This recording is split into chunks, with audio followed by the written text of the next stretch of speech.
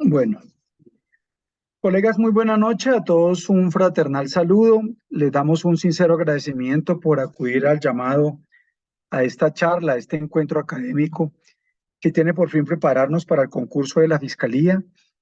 Quiero contarles que estoy en Bogotá. Llegué ayer, atendí una reunión en la comisión, en la mesa de negociación de los inspectores de policía, partiendo del fallo de la Corte Constitucional de que los inspectores de policía toman decisiones judiciales.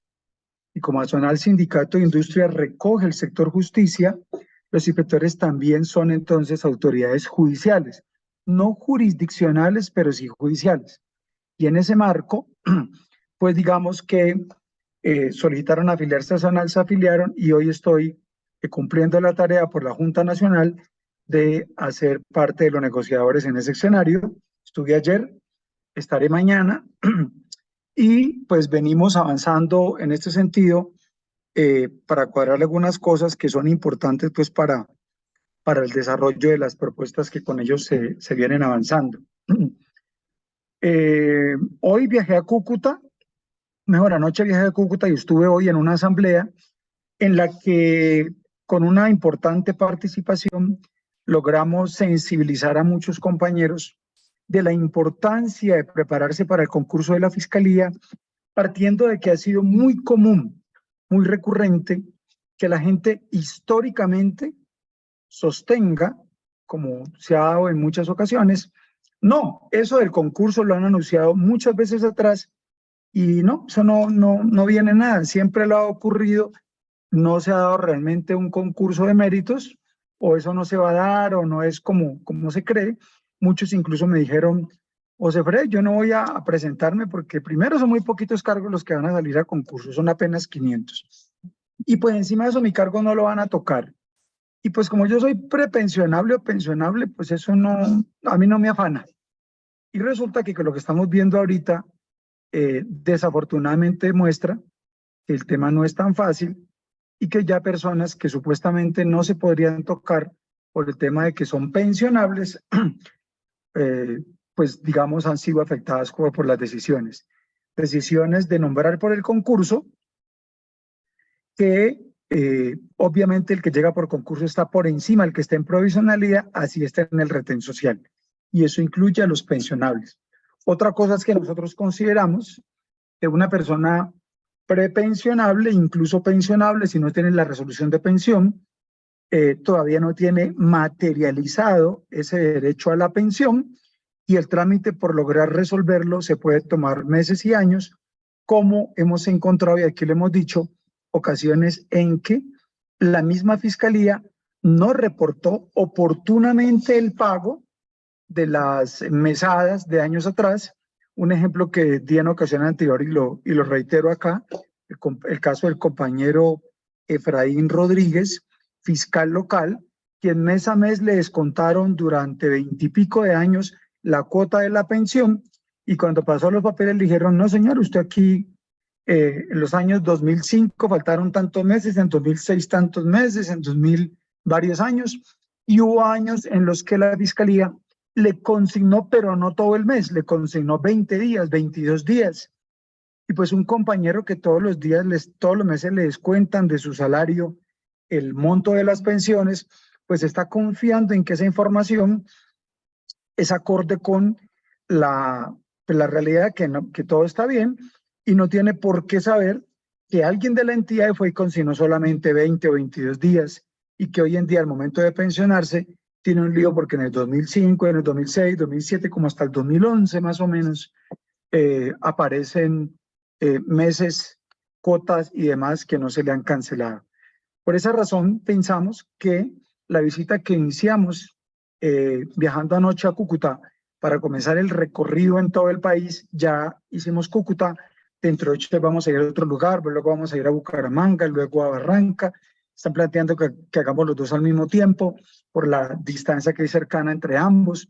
Entonces, es importante avanzar en ello y por esta razón, pues quiero decirles, colegas, que vamos a estar en algunas visitas en algunos lugares y procuraremos en estas charlas irles contando por si algunos eventualmente pudieran asistir a esas reuniones y pues tener un poco más de detalle de aspectos que vamos a ir mencionando allí.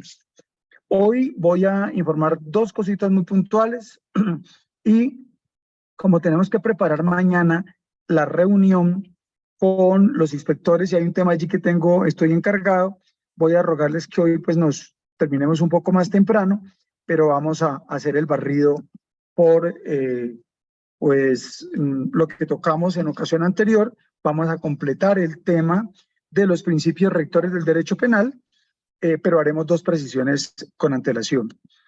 Veamos a ver una cosa, si la compañera de pronto por acá está. Sandra Párez está por acá, ¿no?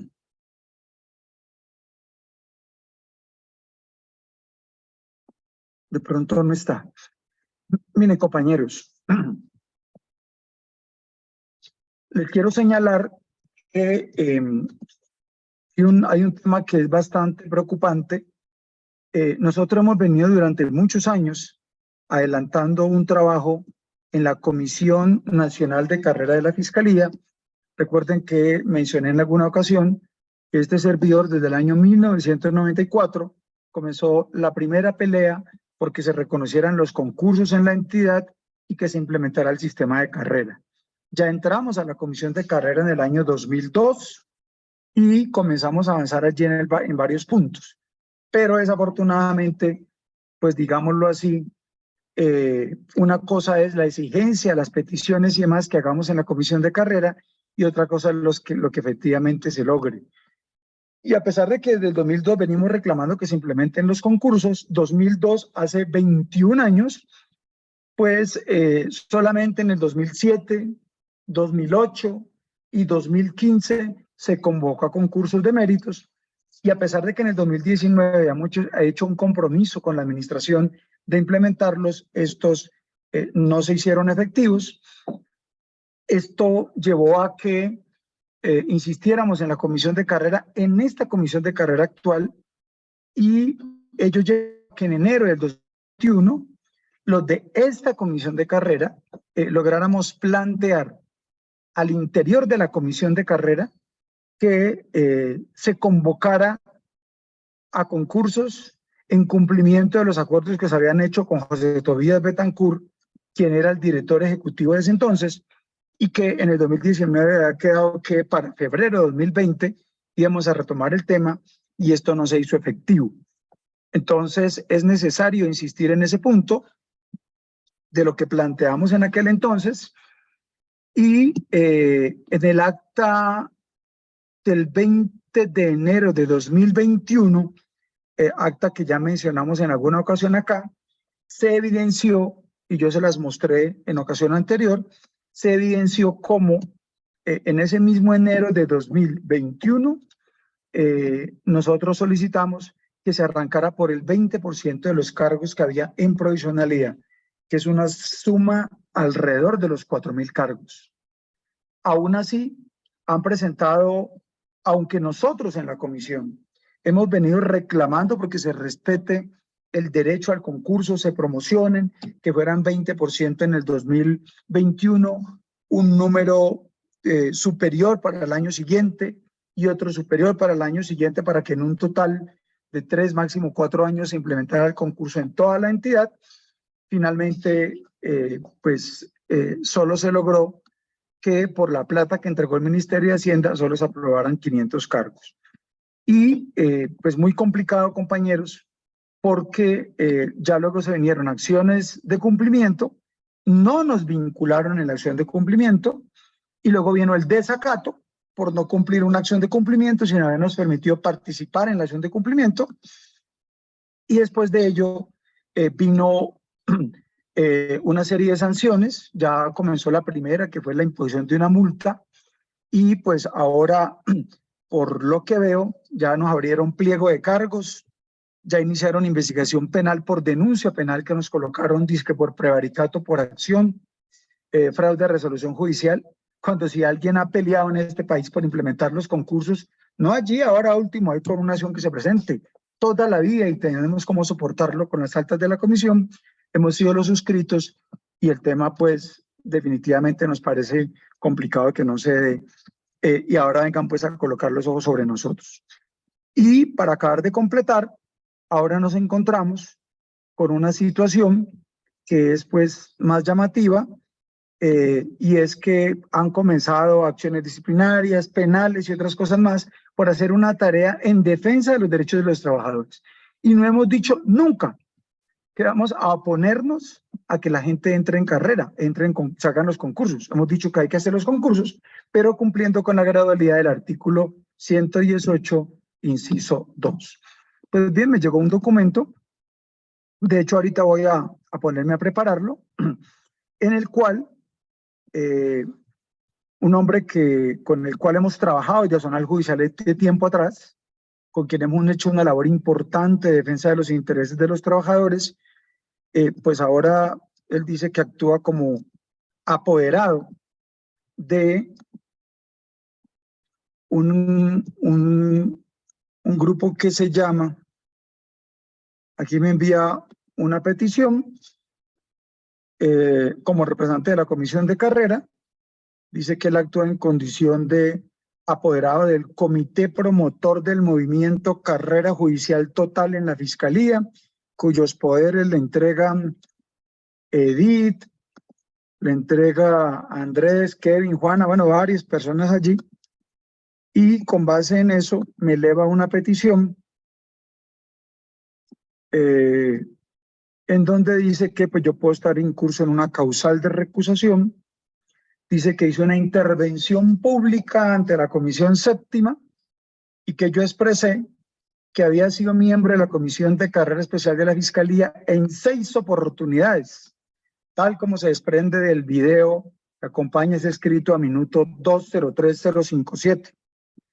El artículo tal del decreto tal relativo a la integración de la Comisión de Carrera establece en su parágrafo primero que los representantes de empleados y funcionarios ante la Comisión de Carrera Especial serán elegidos por voto directo de los servidores para un periodo de 2 años, quienes podrán ser reelegidos por una sola vez. O sea que uno puede estar un periodo y reelegido otro, solamente 2 periodos. Y se dice acá, pues como ya les mostré, que a récord 2 horas, 3 minutos, 57 segundos, yo dije que había sido elegido en 6 oportunidades. Y entonces aquí dice, como fácilmente se observa, su participación en dicho organismo es contraria a una prohibición legal, razón por la cual dicha circunstancia constituye una incompatibilidad para integrar ese organismo, de manera que, en los términos del artículo 12 del Código del CEPACA, pues usted deberá, del contencioso administrativo, deberá pronunciarse sobre dichas circunstancias o pena de ser recusado como miembro de la comisión. Cuando me falta mes y medio para entregar la comisión, porque ya van a elegir los nuevos representantes. Del acuerdo tal que contiene la convocatoria para concurso médico al organismo. Entonces la petición es que proceda de inmediato a previa solicitud de una posible recusación a dar respuesta a esto. Se le olvida al querido colega, al quien aprecio y respeto mucho porque hemos tenido batallas desde hace de tiempo atrás. Ahora se ejerce su labor como abogado, que lo han contratado en este escenario, para representar a este nuevo movimiento que se ha creado y pues se señala una posible causal de recusación. Se le olvida al colega y a los que están allí acompañando ese proceso que dije muy claramente en esa audiencia que yo había sido elegido por 6 periodos, pero que el primero había sido en el 2002, hace 21 años. Y luego fue elegido en el 2004, para 2006 y 2007 también estuve. Y no había vuelto a estar hasta ahí, hasta la comisión pasada y esta. Y recuerden, compañeros, que ese es el decreto 020 de 2014.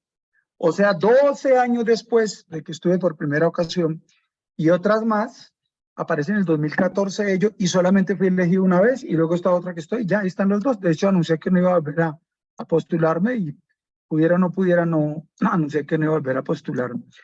Entonces, queda claro que si la norma es de 2014, ustedes y yo sabemos, como buenos abogados, que las normas rigen hacia el futuro. Entonces no puede decirse que como usted en el año 2002, una norma del 2014, hoy prohíbe que la gente haga parte de una comisión de carrera por más de 2 ocasiones, pero no me pueden decir que como yo estuve por allá en el 2002, 2004, 2006, 2008, todas esas ocasiones, entonces se tienen en cuenta ahora con una norma que apenas entra a regir ahora. Su principio básico, que la ley rige a partir de su promulgación, y eso fue pues para el 2014, y después de eso solamente fue elegido una vez y nuevamente ahora. Pero se van dando cosas muy malucas que hacen que el trabajo que se ha venido haciendo en lucha firme y denodada por los derechos de los trabajadores y los demás, pues tengan de diferentes lugares ataques y demás. He solicitado que me entreguen copia de la denuncia penal colocada en mi contra, que porque no quise implementar los concursos para toda la entidad y porque supuestamente, como dijeron los accionantes, tenemos que lograr que la lista del concurso, que salió para 500 ahorita, se aplicara a 19,000 cargos en la entidad, o sea, a la totalidad de un poco más de 19,000 de los que están en provisionalidad en este momento. Se desconocen allí varias normas que no voy a repetir, ya lo hemos dicho en otras reuniones, y a partir de la reunión que tengamos en próxima ocasión, que nos van a dar unas puntaditas que queremos socializarles, allí vamos a hacer una nueva reunión para hablar sobre cómo va el concurso y les daremos unos detalles más sobre ese tema. Entonces, quería pues sencillamente plantearles esa situación que me parece pues muy molesta, que uno está haciendo un trabajo en defensa de los trabajadores por tanto tiempo y sobrevengan denuncias penales, quejas y demás por cumplir el deber constitucional y legal de representar los intereses de los servidores de la entidad. Y voy a pedir la copia de la denuncia penal a ver pues qué tantas verdades se dijeron ahí, y donde no la haya pues estaré iniciando las acciones penales también para defenderme, así como el desacato y pues de esta última petición que anuncian que me van a recusar el honorable doctor Gómez Aranguren, a quien quiero y aprecio mucho por su alto nivel jurídico, por su gran vocación de lucha, porque ha sido un colaborador de los servidores de Ajonal Judicial desde mucho tiempo atrás, pero pues me sorprende con esta petición, cuando yo ese día le anuncié públicamente en la Comisión Séptima que está dispuesto a reunirnos con ellos para aclarar todos los temas que se vinieran. Y en el evento público que hicimos, también dejé claro lo que acabo de decir. Pero bueno, esos son los gajes del oficio y sencillamente pues invito a ustedes a que entiendan que estas luchas son luchas en las que toca acompañar y rodear a los dirigentes que hacen las peleas, y en el día de hoy es el compañero Luis Felipe Jiménez quien se ha venido postulando, y pues este servidor pues hizo también la repostulación para que nos represente en la comisión de carrera junto con Adriana, compañera que ya mencionamos en ocasión anterior, con la compañera Nasli, que estuvo hoy en Cúcuta en la reunión, y con el compañero Arley de Medellín. Pero bueno, cerramos ahí, entonces eran como los 2 puntos que quería tocar, y apenas tengamos el tema de la comisión de carrera, que nos den unos informes de cómo evolucionan estos temas, entonces seguiremos avanzando en esto. Algunos compañeros me han dicho que pues se cruza esta charla con el curso de preparación que están haciendo ahorita en INCODEP. Ya les anunciamos que nosotros vamos a dejar esta charla grabada y publicada. El compañero Luis Felipe se ha encargado de eso para facilitar que puedan estar en su curso, y luego se publica para que puedan ingresar a él. Bueno, allí cerraría entonces. No sé, Felipe, si queda algún puntico final para mencionar, lo que recuerdes. No, José, hasta ahora estamos ahí pendientes de ellos. Estamos pues ya para iniciar, ya con la lista de admitidos. Creo que ya viene la parte de la presentación de las propuestas para que todas las personas la vean, y ya para continuar con el proceso de elección, que les recuerdo muy claramente, es el día 27 y 28 de junio por el sistema electrónico de Sivoto a través de la plataforma de SUSI y de intranet para todos los compañeros de la Fiscalía General de la Nación. Perfecto. Bueno, una pequeña cosita que solamente me les robo un minuto más. Esta es una reunión para dar la capacitación, solamente que aproveché para dar esas puntadas que tienen que ver con el tema del concurso, la carrera, y es bueno como avanzar en la información. Y hay un puntico que no está muy ligado con esto, pero solo me tomará un minuto. Aunque aparentemente no está ligado, veo necesario mencionarlo.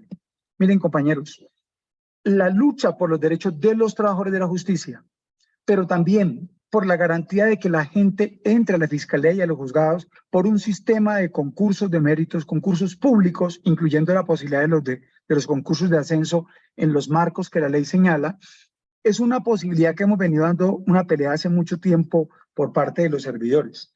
En esa tarea, estimados compañeros, en esa tarea hemos logrado de parte nuestra, digamos, impulsar una serie de iniciativas en que hemos contado con la organización Azonal Judicial S.I. Sindicato de Industria, pero también con otros sindicatos. Y seguimos hoy invitando a otros sindicatos a que nos apoyen. Pero bien, las tareas de los sindicatos no bastan solamente en lo que hagamos acá. En ocasiones hay que tener un apoyo en otros escenarios más fuertes, más sólidos, para dar las peleas que se requieren en este sentido. Y pues resulta que para el día de mañana hay una elección que se viene de la Central Unitaria de Trabajadores, la CUT. Azonal pertenece a la Central Unitaria de Trabajadores, la CUT, y es muy importante que tengamos personas que nos representen en el órgano más grande a nivel sindical en Colombia, porque si somos parte de la CUT y tenemos una persona que esté allá a nombre de Azonal, es el sector justicia el que está teniendo un vocero para, en algunas ocasiones, contar con respaldos a nivel nacional en muchas batallas que hay que se pueden dar. Entonces, simplemente este anuncio es para decirles que mañana, día 26 de mayo, un compañero de Azonal Judicial, que es el compañero Diego Escobar, le había invitado a que nos acompañara hoy. No sé, pues no ha asistido, pero alguna razón tuvo que le dificultó. Pero entonces les comento para que invitarlos fraternal y respetuosamente para que mañana en algún momento en las sedes judiciales de casi todo el país pueden arrimarse a la entrada hasta las 4 de la tarde. Está la votación, eres el número 86 en el tarjetón de la CUT nacional, y en el tarjetón en la parte de abajo a la izquierda, ahí está 86 Diego Escobar. La propuesta es que lo apoyen, que es el candidato de Azonal, porque vamos a tener a alguien allá que nos pueda representar, y cuando hayan temas que tengan que ver con peleas de los derechos laborales, de las actividades que tenemos pues como vinculados a la organización o a Azonal o a la fiscalía o a los juzgados, pues en ocasiones ese apoyo va a ser muy importante, y sencillamente les quiero entonces cerrar ese minuto con esa invitación a que mañana brinden su apoyo por este compañero que va en nombre de Azonal Judicial. Bueno, entro entonces en materia. Compañeros, para el día de hoy vamos a compartirles la charla que se había ya iniciado en ocasión anterior y que habíamos interrumpido en la oportunidad que nos antecedió con relación a consulto. ¿Se está viendo bien allí, Felipe? Sí, José, sí, perfectamente Bueno, se está viendo. Perfecto. Bien, entonces miren, compañeros, habíamos iniciado ya esta charla, que fue hace 15 días, sobre los principios rectores del derecho penal. Esta charla que dimos en su momento alcanzó a avanzar una parte y dejamos otra para terminarla ya en esta ocasión, en el día de hoy. A la vez pasada dimos la charla sobre los delitos políticos, que son delitos pues contra el régimen constitucional y legal vigentes, y explicamos pues algunos aspectos relevantes con relación a ese delito o a esos delitos, que son los únicos que en el código dan lugar a la posibilidad de amnistía e indulto. Y explicamos allá los motivos legales, constitucionales, políticos, por los cuales solo era posible los indultos y amnistías para ellos, al menos en el marco del derecho constitucional y legal vigente en Colombia. En aquella ocasión, hace 15 días, hace 8 días fue el de delitos políticos, hace 15 días hablamos de estos delitos, de las normas rectoras de la ley penal, que se conocen como principios rectores del derecho penal. Es necesario señalar que esos principios rectores luego fueron elevados a la categoría de norma constitucional y al ser de norma penal, de norma legal, y al ser elevados los principios, como principios rectores, como un acumulado histórico de la humanidad, como lo plantea Luis Fernando Velázquez en su libro de Derecho Penal Fundamental, son un acumulado histórico de la humanidad, permiten abrevar de esas fuentes a los legisladores de todos los países, pues esos principios rectores son incorporados en el ordenamiento jurídico a través de normas de derecho positivo del Código Penal, procedimiento penal, y aparecen en la primera parte, en el primer capítulo, como ya lo mencioné, en el libro primero, en el título primero, en el título único, en el que se llama normas rectoras, pero que incorpora, reitero, los principios rectores. Mencionamos en aquella oportunidad, el primero era la dignidad humana, vamos a hacerlo muy rápido para repetir estos puntos de acá, y dijimos pues que había que acudir, nos parecía interesante trabajar con la sentencia C-134-2017, hicimos algunos referentes con relación a ella, que aquí les dejo pues simplemente para que lo recuerden, de cómo se retoman cosas importantes de lo que en la charla sobre ética judicial y el Código Iberoamericano de Ética Judicial y el Código de Ética de la Fiscalía se plantean, que son seguramente temas de evaluación, planteamos que era un tema que estaba directamente vinculado desde ese punto de vista. Planteamos también el artículo 2, que es el principio de integración, y miramos cómo este principio, como aparece aquí por mandato del artículo 93 de la Constitución, incorpora en el ordenamiento jurídico, miren qué norma constitucional, incorpora en el artículo 2 lo que es un principio constitucional y que se aplica al derecho penal, y lo incorpora en el texto específico del Código Penal en su artículo 2, que se llama integración. Y allí hicimos una remisión a varios aspectos. Entre esos, recreamos o recordamos cuáles eran los instrumentos que gobernaban el debido proceso, los mencionamos allí, aquí están para que ustedes lo recuerden. Igualmente dijimos cuáles eran los estándares relativos a la administración de justicia, que están directamente emparentados con ese artículo 2 del Código Penal actual, y que como principio de integración que incorporan los tratados internacionales, pues compañeros, aquí se los estamos colocando para que ustedes, por favor, no se les olvide, digamos que facilitamos para efectos de la consulta algunos referentes. Bueno, alguien mira, pero es que las declaraciones no son tratados internacionales, claro, pero si usted se lee la Convención Americana de Derechos Humanos y se lee el Pacto Internacional de Derechos Civiles y Políticos, la Convención Americana del Sistema Interamericano y el Pacto Internacional del Sistema Universal de Derechos Humanos, se va a encontrar con el fenómeno de que en varios apartes ellos remiten a los contenidos de la Declaración Americana y la Declaración Universal, que ambos son las declaraciones o los actos fundacionales de los organismos internacionales ONU y la OEA. Entonces, por esa vía, pues van a tener un vínculo importante, y además por el bloque de constitucionalidad en sentido lato, en sentido amplio, lo que digan los organismos que tienen que ver con la regulación, la vigilancia y más de los derechos humanos, la OEA, la ONU, a través de los organismos competentes, Comisión Interamericana, el Comité de Derechos Humanos de la ONU, pues tienen un poder también vinculante vía bloque de constitucionalidad en sentido lato. Entonces, ahí están estas disposiciones, instrumentos internacionales y demás, es necesario tener en cuenta porque hacen parte de ese artículo 2, es necesario tenerlos a la mano. Hablamos también del artículo 3, relación a los principios de las sanciones penales, y básicamente destacamos estos conceptos de necesidad, proporcionalidad y razonabilidad, que los hemos visto muy comunes en las medidas de aseguramiento, no solamente en la sanción como tal, sino que así como se predica allá de la sanción, también se predica de otras actuaciones donde se pueden afectar la libertad, donde se pueden poner en medida de aseguramiento, tanto para la captura como para la imposición de la medida, incluso para la afectación de bienes en decisiones que se toman por parte de jueces de control de garantías, entre otros más. Miramos pues lo que planteaba esa sentencia C-365-2012, de la cual vamos a tomar a ser parte ahora, y que nos decía que el legislador tiene un amplio margen de facultad para legislar. Él es autónomo en legislar en materia penal. Entonces la Corte dice, recogiendo en esta sentencia pues, otras más que se habían ido planteando con antelación, que el legislador simplemente debe seguir los parámetros constitucionales y cuando establece el Código Penal o procedimiento penal o alguna regulación en penal, debe hacerlo en desarrollo de la política criminal del Estado.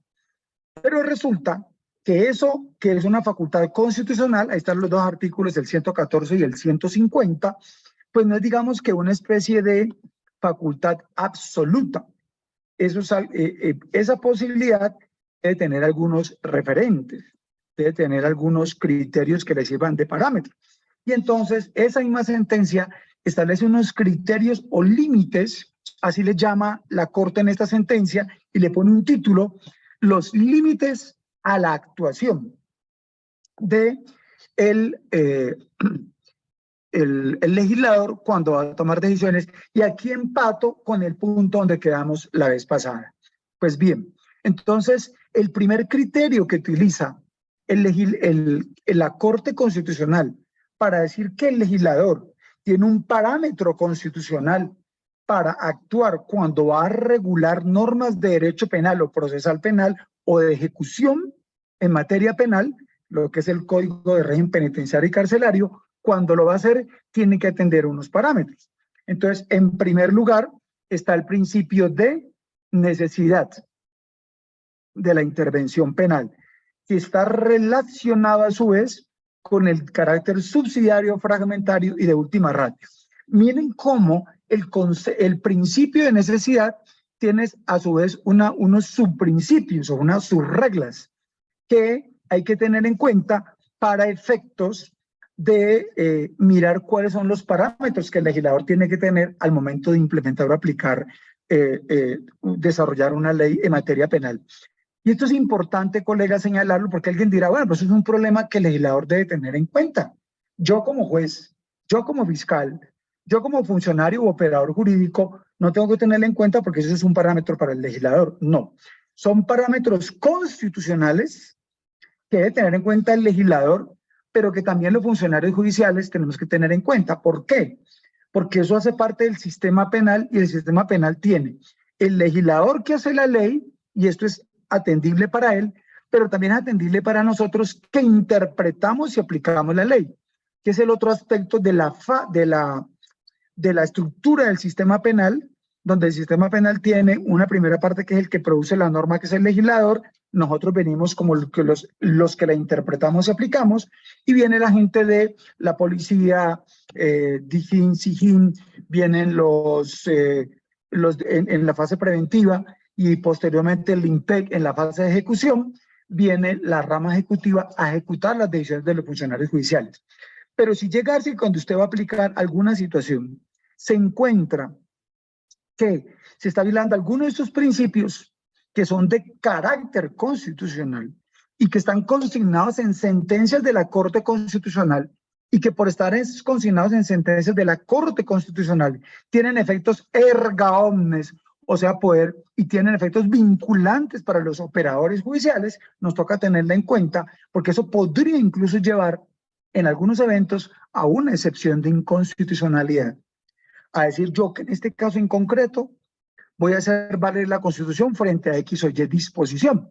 Nosotros regularmente no tenemos en cuenta eso, pero recuerden que nosotros somos funcionarios judiciales, y hay ocasiones en las cuales, y uno lo ve con muchos compañeros ahí en la URI, dicen, hombre, aquí no, y hacen una labor que está relacionada con lo que vamos a mencionar, y terminan diciendo, esta persona la puedo dejar libre, y hacen una argumentación, y las he encontrado en muchas ocasiones. Pues bien, ese primer principio de necesidad tiene, entonces, empatando ya con lo que hablamos la vez pasada, unas subreglas, y está el carácter subsidiario, fragmentario y de última ratio. ¿Eso a qué equivale entonces?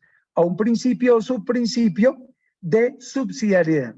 ¿Qué quiere decir eso? Lo dice en comillas la Corte Constitucional. Se ha de recurrir primero y siempre a otros controles menos gravosos existentes dentro del sistema estatal antes de utilizar el sistema penal.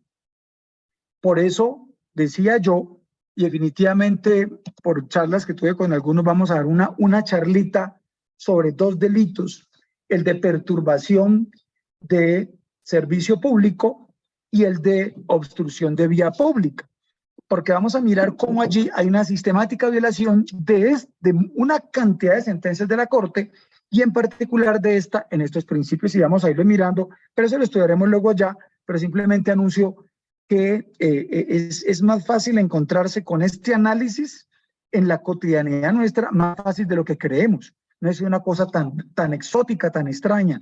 No, hay muchos casos en los que nos obligan a eso. Pues bien, entonces el principio de subsidiariedad dice que se ha de recurrir primero y siempre a otros controles menos gravosos existentes dentro del sistema estatal antes de utilizar el penal. Hay casos en los cuales, yo recuerdo que la primera decisión en ese sentido se la conocí a Omar Eduardo Garcés, gran maestro que hoy está fallecido y que fue pues quien nos invitó a ser parte de Zonal Judicial. Recién llegamos a la rama judicial y recuerdo que hubo un caso en que lo veíamos como una receptación y esa decisión en algún momento fue impugnada, le llegó a él cuando en esa época de ley 600 era fiscal ante tribunal, y recuerdo que ese colega, esa decisión que se tomó que le llegó allá, él dijo, aquí lo que se aplica es el código de policía, porque esa conducta está prevista allá y no hay necesidad de acudir al derecho penal cuando este es subsidiario. O sea, debe acudirse al derecho penal cuando no hay otra norma que en materia punitiva regule esa situación de la misma manera. Entonces, solo cuando los demás escenarios no han agotado o no han resuelto la problemática, a esos otros controles, si no se resolvió allá, entonces solo se acudiría al sistema penal estatal. Y fue un ejemplo muy interesante, estoy diciéndoles por allá por el año 1998 más o menos, en lo que alcanzo a recordar, en donde ya desde esa época el gran Omar Eduardo estoy hablando de que como 25 años atrás, estaba planteando cosas que ahora la Corte está retomando en este sentido. El segundo principio que surge, el principio de necesidad, es el de última ratio y que está directamente emparentado con el anterior. Entonces, si uno se hiciera un cuadrito de cuáles son los límites del legislador, uno diría punto 1, necesidad, pero viene de un cuadro sinóptico donde viene subsidiariedad, última ratio, fragmentariedad. Entonces, este segundo, que es de la última ratio, dice que el Estado solo puede recurrir al derecho penal cuando hayan fallado todos los demás controles. Entonces, el derecho penal acude como la última ratio y es muy común, más común de lo que uno cree, que muchos colegas lo mencionen, lo digan, pero no lo apliquen. Entonces, en muchas ocasiones la gente dice es que la Constitución es norma de normas y prevalecerá sobre, pero cuando hay un caso concreto, uy, no, pues que no, eso que lo resuelva el de arriba, que apele o que otro, yo le pido que el otro resuelva. Allí hay situaciones muy complicadas en las cuales los servidores judiciales, si nos dotamos de herramientas jurídicas, podemos, con estas herramientas que estamos entregando acá, podemos mirar cómo, con fallos de la Corte, y si ustedes se leen este fallo de la Corte, hay otros más, y podemos ahorita mencionarles otros, que alimentan sistemáticamente desde la Corte Constitucional esta postura que les estoy planteando. Entonces, la última ratio, que muchas veces se menciona pero no se aplica, es también una herramienta para implementar en materia de derecho penal una subregla del principio de necesidad con el cual tiene que guiarse tanto el legislador como también el intérprete y aplicador de las normas penales. Y con relación a ello, directamente vinculado con lo anterior, está el principio de fragmentariedad. El derecho penal solamente puede aplicarse a los ataques más graves frente a los bienes jurídicos. Muchos teóricos penales han dicho, y eso pues podemos recoger desde Frank von Liszt, Wells, el Carrara, hay teorías que dicen el derecho penal lo que hace es regular la protección de bienes jurídicos. Hay quienes sostienen que no. Strattenberg, Hassemer, dicen no. Incluso el mismo Jacobs plantea que eso no es cierto, que no es una tutela de bienes jurídicos. que lo que se hace es, por ejemplo, Jacobs plantea que lo que se hace en el caso del derecho penal es simplemente hacer respetar la fidelidad a la norma, pero no protección de bienes jurídicos. Pero el grueso de las grandes corrientes de pensamiento de derecho penal hoy sostienen que el legislador lo que hace es elevar a categoría de delito conductas que lesionan bienes jurídicos tutelados. Dijimos en una charla anterior, al estructurar el Código Penal, como coloca los delitos agrupados por títulos. Y cada título es un bien jurídico tutelado.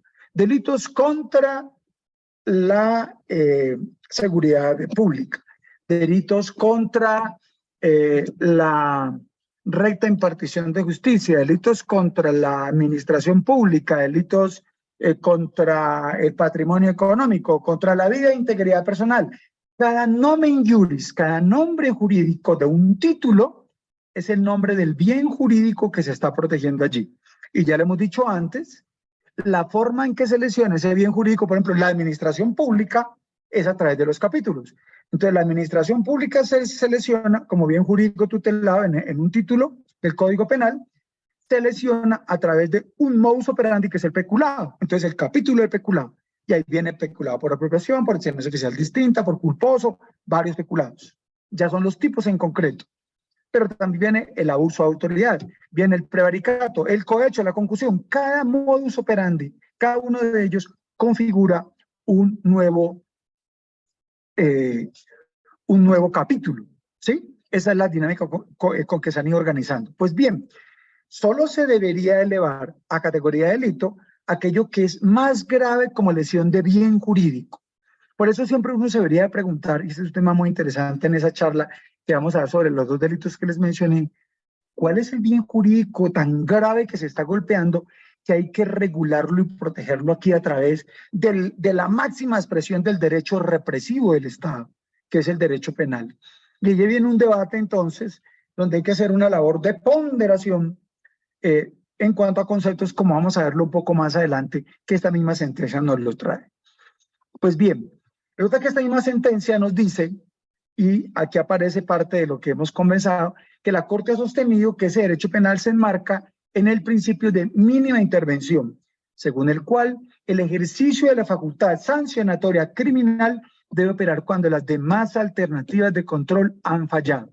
El Estado no está obligado a sancionar penalmente, ojo con lo que estoy diciendo allí, todas las conductas antisociales, pero tampoco puede tipificar las que no ofrecen un verdadero riesgo para los intereses de la comunidad o de los individuos.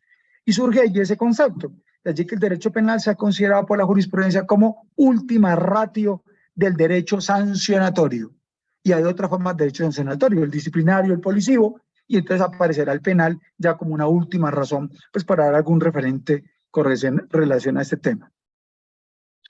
Bien, ya hablamos de un primer principio, que es un control del legislador y también del operador jurídico cuando va a aplicar e interpretar normas, y el otro al hacerlas.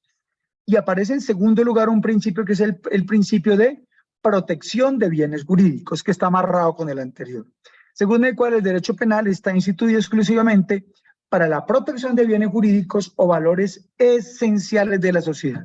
Miren cómo la Corte Constitucional equipara el bien jurídico a un valor esencial y les da un tratamiento equivalente. Entonces, es un bien jurídico o su equivalente, un valor social, un valor esencial, lo cual quiere decir que no es cualquier cosa, sino algo que es esencial, es de la esencia, es de la naturaleza, es de la médula de los derechos de las personas y de la vida en sociedad. Entonces, por eso hay que mirar cómo se establece ese criterio. Pues bien, en este sentido, dice al legislador le corresponde determinar la política criminal y que desde esa perspectiva debe efectuar, y miren entonces cómo lo plantea. Primero, una valoración en torno a bienes jurídicos que ameritan protección penal.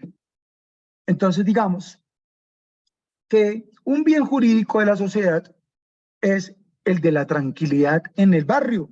Entonces, yo no quiero que en mi barrio un tipo, todos los berracos viernes, a las 12 de la noche, pone el carro a la entrada de su apartamento, de su casa, abre todas las puertas y pone un equipo de sonido a todo dar y me perturba el sueño y lo lleva hasta las 5 o 6 de la madrugada. Y lo mismo ocurre con otras situaciones de la más variada índole. Podemos decir, elevemos a categoría de derecho penal e interrumpir la tranquilidad en los hogares. No, sencillamente se ha dicho, hombre, eso es un problema de control de orden público que lo puede manejar el derecho de policía. Y entonces el Código Nacional de Policía establece conductas para requerir y dar oportuna intervención y solución a conflictos como ese.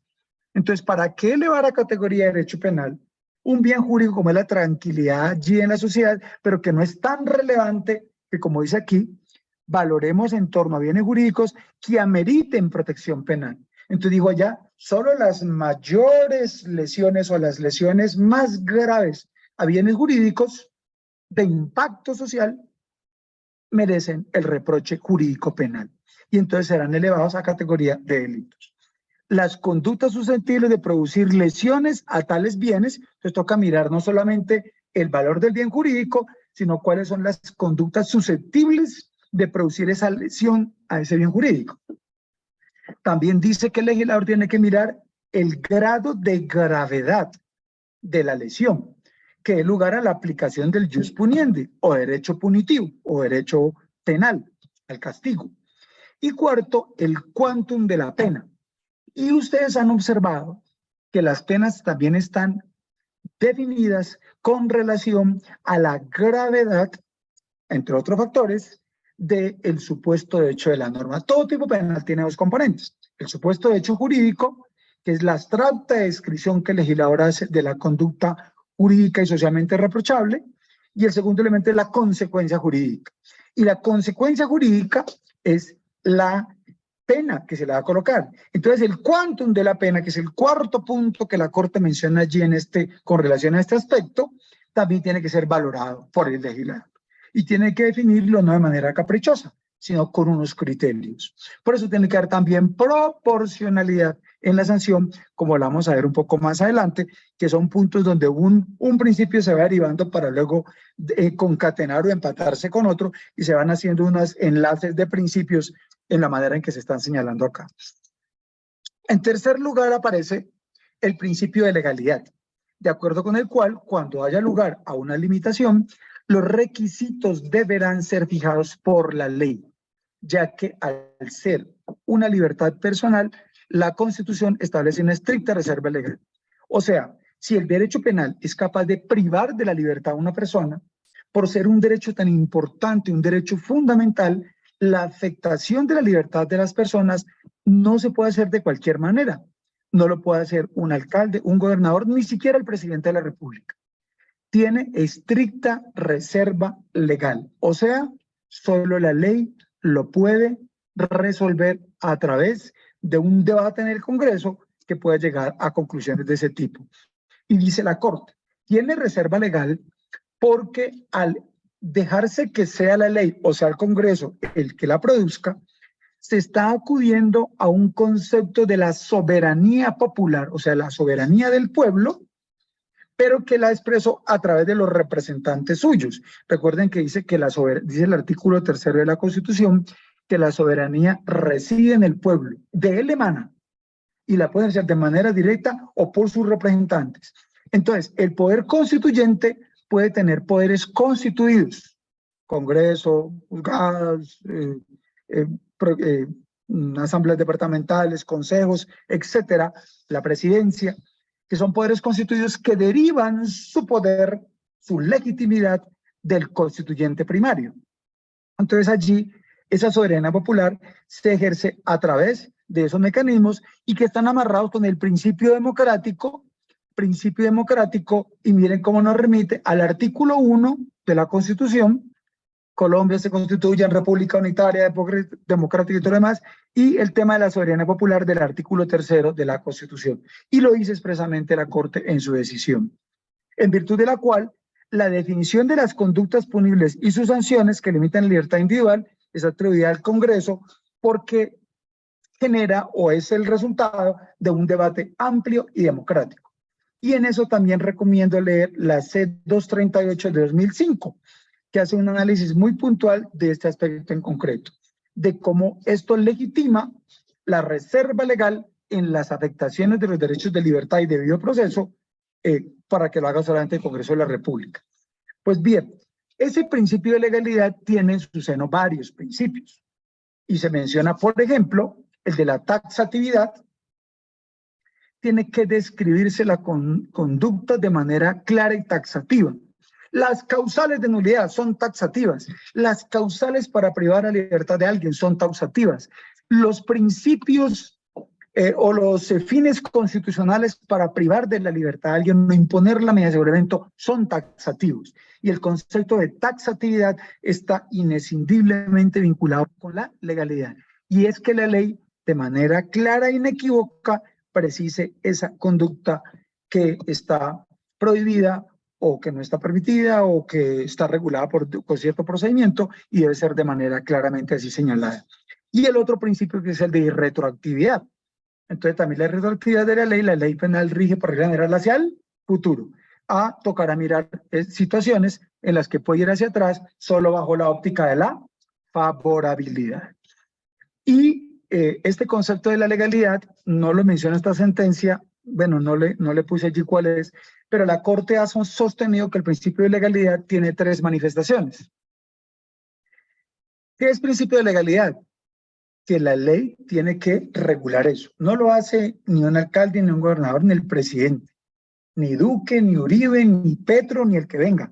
Tiene que hacerlo el Congreso de la República, para que se someta a un tamiz democrático y la expresión de la soberanía en el poder constituido, que es el Congreso, resuelva el tema.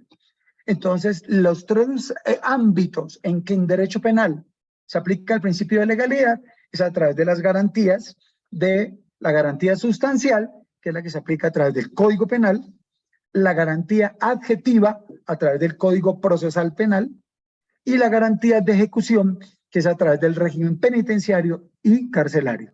O sea, la descripción de las conductas, garantía sustancial en el Código Penal. El procedimiento para actuar, lo adjetivo o procesal, en el Código Procesal Penal. Y cómo se ejecutan las sentencias y las condenas en penal, entonces viene lo de ejecución o las multas y demás. Entonces ahí están las 3 aristas de esa garantía de legalidad. Es bueno que ustedes lo tengan presentes, colegas, porque eso puede ser parte de un examen. La legalidad es que solamente para el Código Penal, solamente para la descripción de las conductas, solamente para la descripción de las penas, o la legalidad también se predica de todas las otras ámbitos de cómo opera el sistema penal. Entonces es sustancial, adjetiva y de ejecución. Y en ese sentido la Corte está expresada, solo que no coloqué allí la sentencia y no la recuerdo ahora. El cuarto punto que se relaciona con esto es el de los principios de racionalidad y proporcionalidad en materia penal, según lo cual hay que ponderar 2 cosas. De un lado, las finalidades de prevenir un delito y reprimirlo, prevenir que no se vaya a violar un tipo penal, que no se vaya a violar un derecho, pero también reprimir cuando el derecho ya se violó. Entonces, evitemos porque la norma penal disuade o hace que las personas se frenen un poco porque, uy, esto lo están castigando. Si en Colombia no se castigara el homicidio, es muy posible que los homicidios fueran mucho mayores. Pero como lo castigan, eso, al menos en algún porcentaje, frena que alguna gente diga, no, yo no lo hago porque me pueden capturar y ir a la cárcel y me va a pudrir en la cárcel. Entonces esto hace que haya un mecanismo de disuasión o lo que se conoce como prevención general. Y viene que junto con ello, si ya no se previno y no que lo violó, entonces viene la represión o castigo por aquel que violó el delito. Entonces, la prevención y la represión significan en un solo paquete que son los intereses sociales y el otro lado hay otro, que son los derechos fundamentales de las personas que intervienen, que tiene que ver con su derecho a la libertad y el derecho al debido proceso. Derecho a la libertad que se predica de la persona que es privada de la libertad, que es el sujeto pasivo de la acción penal del Estado, el indiciado, el imputado, el acusado, el enjuiciado según el momento procesal, pero también se predica el debido proceso de las víctimas, en donde hay allí un deber muy importante que cumplir por parte de la Fiscalía, que prácticamente en las funciones de la Fiscalía, en el Código Procesal Penal, casi que nos entrega la tarea de ser como una especie de asesores, orientadores, abogados de las víctimas.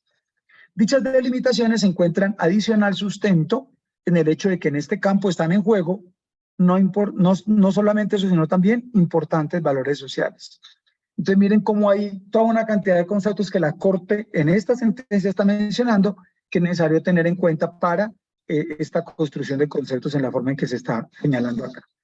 Pues bien, y con esos elementos que planteamos allí, pasamos ahora entonces al siguiente artículo. Como estábamos hablando de lo que tiene que ver con la necesidad de la pena, allí la Corte introdujo unos conceptos que de una vez nos permitieron ya mencionar cosas que vamos a encontrar un poco más adelante. Entonces aquí, por ejemplo, aparecen las funciones de la pena. La pena tiene la función de prevención general, digámoslo de manera muy breve.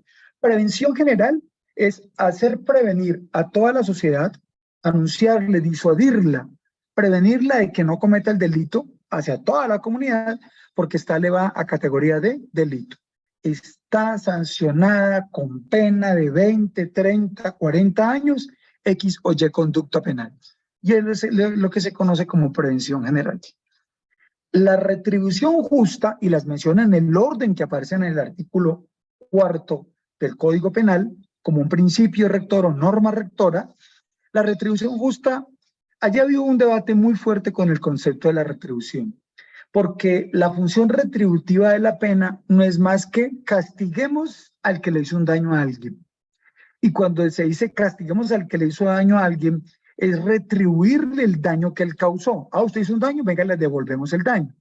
Esa concepción de la función retributiva de la pena ha sido muy criticada en muchos ámbitos y desde ese punto de vista se dice que esa retribución es una especie de venganza social. El sistema penal se venga, lo castiga, ejerce un poder de vindicta sobre aquel que violó el orden jurídico establecido.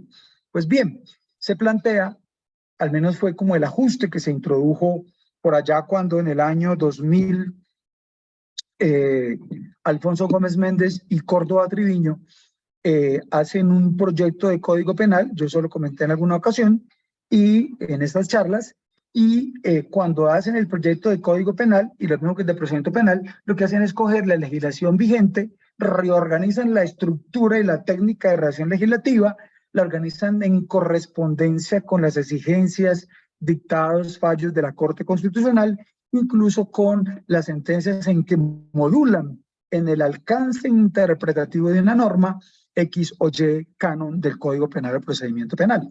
Eso se plantea entonces, allí introdujeron este concepto y le colocaron pues algo un poco más, digamos un poco más blando, más flexible. Una retribución, pero justa, que sea como más equitativa, más equilibrada, y pues alrededor de eso unos desarrollos jurisprudenciales sobre ese punto que sigue siendo, esa función retributiva de la pena sigue siendo un tema que en algunos seccionarios no sigue gustando porque, reitero, es una especie de vindicta. El otro punto, la otra función de la pena es la de prevención especial. Implica poner una pena para hacer una prevención especial. La prevención especial ya no es la prevención que se genera por la existencia de la norma hacia todo el conglomerado social. La prevención especial es la que va dirigida en concreto al destinatario de la acción penal en el caso concreto. O sea, el indiciado, el imputado va a ser investigado, va a ser procesado y ese despliegue, ese ejercicio de la acción penal del Estado sobre su humanidad va a generar una serie de cosas que pueden llevar a que él tenga temor, a que él se disuada y dice, bueno, lo hice, pero no lo vuelvo a hacer. O en mi caso concreto, sé que si lo hago, ya no en general, sino desde el punto de vista particular, debo de evitar que me castiguen, que me impongan una sanción. Entonces ya no es la dirigida en general a todos, sino que la especial básicamente al sujeto pasivo de la acción penal, que es la que está individualizada en él. El concepto de la reinserción social, yo recuerdo que en algún momento se trabajaron más los conceptos y se va uno más al régimen penitenciario y carcelario, y entonces ubica que la pena tiene una función de reeducar, resocializar, reinsertar al tejido social. Reeducar. Eso implica volver a hacer nuevamente algo que no se había hecho. Si una persona es castigada por la comisión de un delito, hay que ver cómo logramos que haga un proceso de resocialización, o sea, que se prepare para volver a la sociedad. Desafortunadamente ustedes y yo, compañeros, sabemos que la cárcel no es un escenario en el cual se haga todo un ejercicio de contrición, de valoración, de concientización, de entrada en conciencia. De pronto algunos llegan a reflexionar sobre el impacto que ha producido en él, en su familia, en cómo le cambió la vida. Algunos incluso se vinculan a algunos grupos religiosos, algunas actividades en concreto y tienen un cambio, pero en muchos otros casos, quien entra a la cárcel lo que hace es perfeccionarse allá en el delito y ha sido un tema que ha preocupado mucho a nivel nacional y a nivel mundial. El hacinamiento carcelario produce una serie de situaciones que generan algo muy complicado que nos afana en los términos. Ay, Dios, está que se me descarga y ya que encontré el cargador del portátil.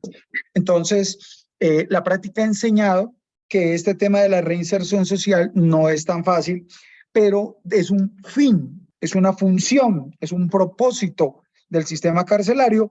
Incluso cuando uno mira también en el régimen penitenciario y carcelario, va a encontrar como allí hay algunas consideraciones que respaldan este aspecto que hemos venido señalando. Entonces es necesario tenerlo en cuenta porque ello puede servirnos para resolver cosas en conflictos y situaciones particulares. Yo les quiero contar una experiencia que tuve cuando arranqué en la fiscalía local en Palmira, y resulta que allá teníamos funciones jurisdiccionales por ley 600. Yo recuerdo que había, bajo esto de la reinserción social y resocializar y no sé qué más, el código establecía una posibilidad que los fiscales podíamos hacer, y era imponer la medida de aseguramiento y colocarle alguna tarea, alguna actividad social. Me acuerdo que unos muchachos, hijos de un profesor de una universidad, no haremos detalles, los muchachos se desbandaron y por ahí fueron a hurtar y robaron unas casas, unos locales comerciales y unas vainas. Por la pilatuna, pues, de cuál es el más berraco, el más valiente, no sé qué, y eran muchachos que estaban estudiando en la universidad. El padre era un hombre muy bien posicionado en una universidad, tenía una alta categoría, era un hombre muy conocido y había hecho una labor muy importante y pues había en sus hijos invertido un tiempo importante en su concientización y lo sorprendieron mucho cuando terminaron capturados por estar incursos en un hurto. Entonces yo recuerdo que en esa época les puse a ellos dos. Uno era un ingeniero, estaba estudiando ingeniería eléctrica y el otro ingeniería electrónica. Se parecen, pero son distintas. Entonces yo les puse a ellos, cuando les impuse la medida de aseguramiento, les di la posibilidad de la sustitutiva por con la domiciliaria, y entonces les dije que hicieran un trabajo social. Y pregunté en qué barrio vivían y dónde habían hurtado. Y organizamos la cosa y buscamos a la Junta Comunal de ese sector. Y entonces le dijimos al presidente de la Junta Comunal, venga para acá, vamos a mandarle dos muchachos que hagan labor allá en esta sociedad, en esa comunidad, que hagan labor de formación con los muchachos. Es una especie de, eso sería que como una alfabetización o alguna cosa así, pues por darle algún nombre. Y pusimos a los muchachos a que fueran allá a trabajar con la comunidad, a preparar, a enseñarles, a darles, y estuvieron un mes en esa tarea. Pues el presidente de la Junta muy contento dijo que probaba que los dejaran otro mes más, los muchachos aguantaron otro mes más, y luego pues mandaron a pedir que mandáramos más gente que hicieran esa tarea. Y claro, el trabajo tiene la capacidad, dicen que una de las cosas que más dignifica al hombre es el trabajo y otra el estudio. Entonces cuando la gente trabaja y estudia, ese esfuerzo que hace a diario por servirle a los demás, por integrarse al conjunto social para hacer algo que va a beneficiar a los demás, por aprender algo en la educación que lo va a preparar para el futuro, le va a dar en el trabajo y en la educación, en el estudio, unas herramientas que lo ayudan a ir preparándose para volver al tejido social. Entonces la resocialización son aspectos que se han de desarrollar, que están amarrados a todo este concepto. Yo he venido trabajando algunas propuestas con relación a eso que voy a presentar para el régimen penitenciario y carcelario, que están amarradas a estos conceptos y de cómo hay que dar un viraje en el sistema carcelario, porque como están no podemos seguir. Porque para que el fiscal hace todo el trabajo y el policía y el juez y los mandan allá, se ya salen peor de lo que entraron. Entonces, allá hay temas que toca revisar. Pero también se habla de la protección al condenado.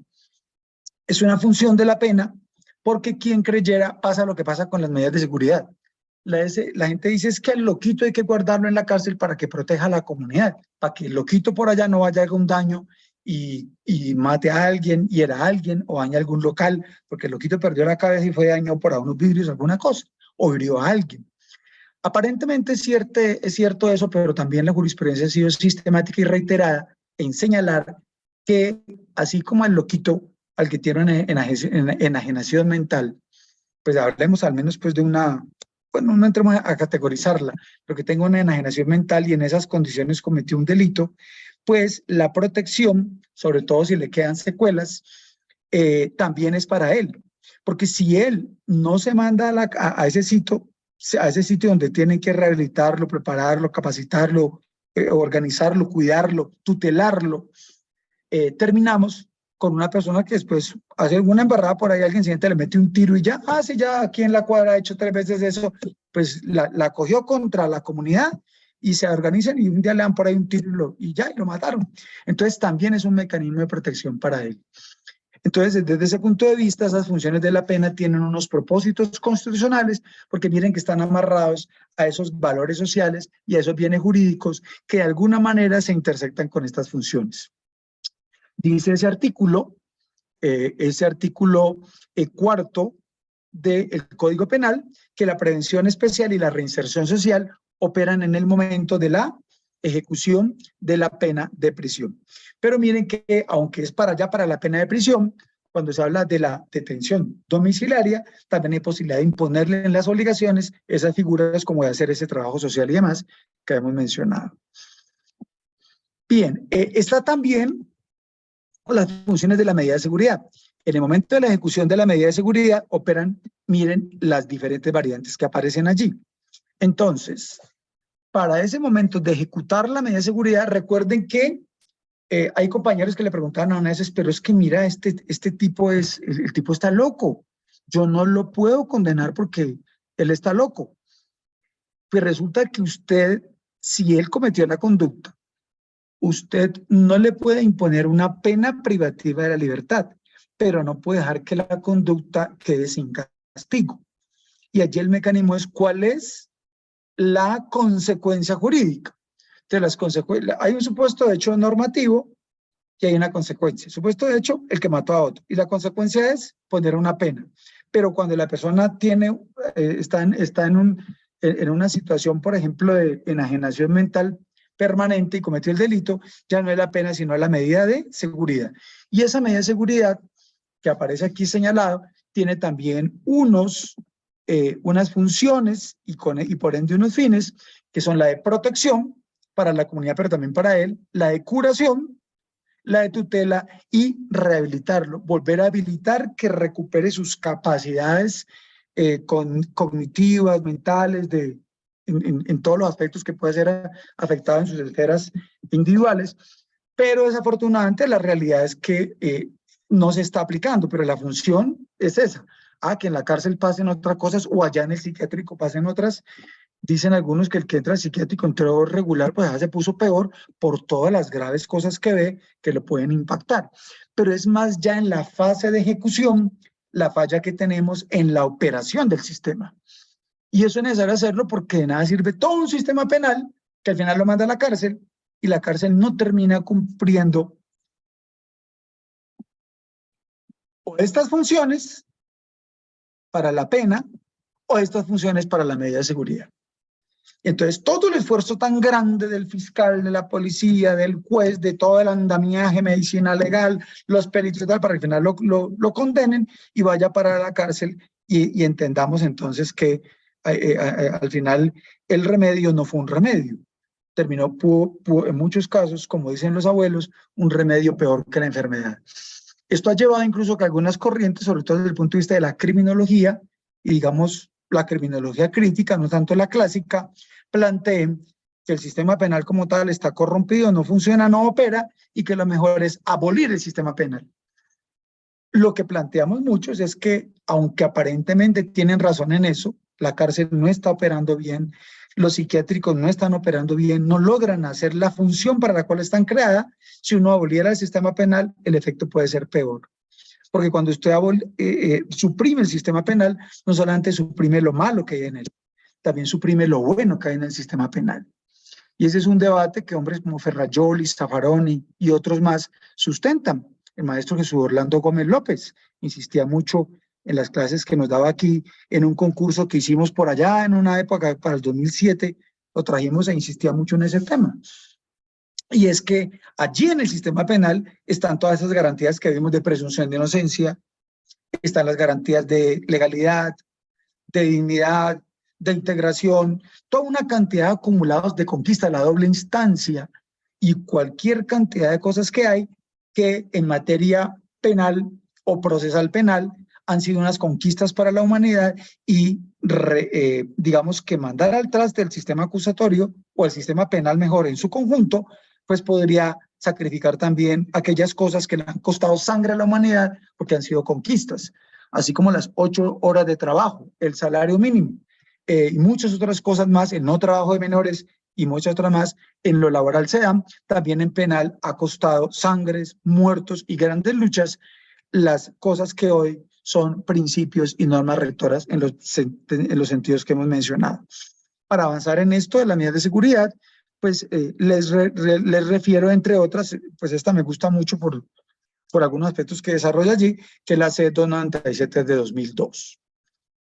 El artículo 6 nos habla de la legalidad. Ya habíamos avanzado cuando hablamos allá de los fines de la sanción punitiva. Vimos lo que la Corte había dicho sobre esto y también hablamos del principio de legalidad y cómo con ese principio de legalidad nadie podrá ser juzgado sino conforme a leyes preexistentes. Quiere decir entonces que la ley tiene que ser ex ante de. No puede haber una situación donde yo cometa una conducta hoy y me están investigando y a la semana siguiente aprueban una nueva ley y me la aplican. No me la pueden aplicar porque no es la ley preexistente al acto. A menos que sea simplemente un aspecto de metodología, de procedimiento, que sea una parte procesal y que por ser procesal es de orden público, pero toca mirar que no tenga afectación de garantías sustanciales, porque en ese caso el tema varía radicalmente. No podría, por ejemplo, decirse que cuando alguien cometió un delito bajo el sistema de ley 600, cuando apareció el sistema acusatorio, entonces investiguélo por el sistema acusatorio, porque son dos regímenes procesales totalmente diferentes y salvo casos excepcionales, como un secuestro que arrancó con ley 600 y continuó con ley 906 y se puede investigar, procesar, juzgar, condenar por ley 906, o por ejemplo un fraude procesal que arrancó acá pero continúa teniendo efectos en lo jurídico, en lo administrativo, etcétera. Esa maniobra engañosa del fraude procesal puede tener efectos también en ley 906, eso puede llevar a circunstancias como las que hemos mencionado, que aunque arrancó acá, en ley 600, se pueda llevar el proceso por ley 906. Y en eso, pues, la Corte produjo múltiples jurisprudencias que hoy están relativamente unificadas en ese sentido. Dice igualmente este artículo que la ley permisiva o favorable, aun cuando sea posterior, se aplicará sin excepción de preferencia a la restrictiva o desfavorable. Ello también para efectos de los condenados. Ojo con esto porque hay ocasiones en las cuales a alguien lo condenaron y ya el tipo queda ya totalmente olvidado. Años después, en Colombia casi no pasa eso. Muy rara vez ocurre, pero mencionémoslo. En un futuro, ha ocurrido en algunas otras épocas, pero con los incrementos punitivos, cada vez que hay una reforma es cada vez más difícil que suceda. Pero si llegara a ocurrir que mañana un delito le rebajen la pena y el tipo ya está condenado, como esta ley es posterior y es más favorable, así esté condenado, ya lo condenaron a una pena y la está pagando, pues la ley permisiva favorable, que es posterior, se aplica sin excepción por aquella que era más desfavorable para él en el monto o en el quantum punitivo, en el monto de la pena. Entonces es perfectamente aplicable. La analogía solo se aplicará en materias permisivas y cito en este referente la sentencia C365-2012. Aquí, como en todos estos casos, el solo analizar la sentencia nos podría dar para otro rato, pero acá al menos mencionamos los elementos fundamentales de cada uno de estos y pues damos el referente para que ustedes vayan y la consulten. O que si no la tengan a la mano, el día que llegue una situación, un caso particular, pues digamos que esto agiliza poder tener esas herramientas de consulta académica y de orientación. El artículo 7º nos habla de la igualdad. La ley penal se aplicará a las personas sin tener en cuenta consideraciones diferentes a las establecidas en ella. ¿Qué quiere decir esto? Que puede haber un tratamiento desigual, eso lo vimos allá cuando hablamos de las garantías judiciales del sistema interamericano, del artículo 8º de la Convención Americana, pero traigámoslo acá, porque ya es la norma de derecho positivo en nuestro país, y es que es posible que la ley haga diferenciaciones de uno y otro, y aún así no se rompa el principio o la norma de la igualdad. Entonces hay casos en los cuales tratar desigual conserva la igualdad. Y digamos que eso fue lo que la Corte llamó la igualdad niveladora, la desigualdad niveladora o igualdad diferencial. Tratar igual a los iguales y tratar desigual a los que son desiguales. Y les di un ejemplo en esa charla que me parece que es gráfico ahora para hablar de ese concepto de la igualdad, donde uno puede tener consideraciones distintas. Por ejemplo, creo que les di el ejemplo de la tutela que colocaron las personas que tienen discapacidad que andan en silla de rueda, y como andan en sillas de ruedas, no podían verse el partido del Cali y del América en la pista, allá en las graderías. Ellos pidieron verla en la pista de tartana, ahí abajo, porque allá en las graderías no podían en silla de ruedas encaramarse allá, y si lo lograban hacer, en caso de un aspaviento, una pelea, cualquier situación que se diera, pues corría peligro su vida y su integridad física. Y entonces allí fue posible que por vía de tutela se ordenarlo darle un tratamiento desigual a los desiguales. Entonces permitir que los que estaban en sillas de ruedas no los dejaran al igual que todos, con principio de igualdad en las graderías, sino acá en la pista de tartán. Y esa desigualdad con que se trataba a los dos es una desigualdad niveladora, porque permite darle menos al que tiene más y darle más al que tiene menos, para con esto poder compensar y equilibrarlo. Hay muchos memes que ustedes ven por ahí a veces donde a Ardila Lule, por ejemplo, le dan $1.000.000, pero al pobre reciclador que no consigue ni el mínimo diario, le dan también $1.000.000. Usted no aplicó la igualdad. Usted distribuyó por igual, pero no aplicó una verdadera igualdad. Entonces la igualdad, cuando queremos que sea justa, tiene que acudir a la equidad. Y eso lo planteamos también allá en los principios del Código de Ética que estaban amarrados a lo que hemos dicho acá. Entonces, esto está en directa vinculación con los puntos que en aquel entonces mencionamos, y aquí lo traigo nuevamente a colación para refrescar ese concepto. El funcionario judicial tendrá especial consideración cuando se trate de valorar el injusto. Ya no estamos hablando del problema de la tipicidad, sino el debate de la antijuricidad. Recuerden que en la antijuricidad yo miro si ese comportamiento está en contra de lo jurídico, si es justo o no es justo. Entonces, si es justo, entonces están en una causal de justificación de la conducta, que excluye la antijuricidad.